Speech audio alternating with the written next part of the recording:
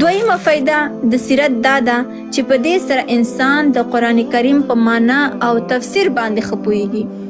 کله چې ته سیرت د رسول الله زده کړې، دا مطالعه کې په دې باندې ځان پوه کې، نو تا ته به د قرآن کریم ترجمه او تفسیر دا ډېر په ښایسته توګه باندې زده شي. ځکه مخکې موږ یادونه وکړله چې د رسول الله صلی الله علیه وسلم په ژوند کې قرآن کریم نازل شوی، نو د هغې د حالاتو موافق به راتلو.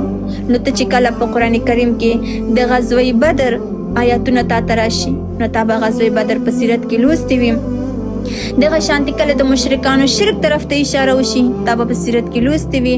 مخکني قومونه دغه هر څه که بیانېږي، نو تا ته به د سیرت د برکت د وجې نه، د سیرت د پوهې د وجې نه د قرآن کریم هغه تفسیر، هغه فهم، هغه پوهه په ډېرې ښایسته طریقې سره زده شي. نو دویمه فایده څه شی شوه؟ د رسول الله صلی الله علیه وسلم د سیرت په زده کولو سره یو انسان د قرآن کریم په معنا او تفسیر باندې ښه پوهیږي، هغه مقصد ته یې زر رسیږي.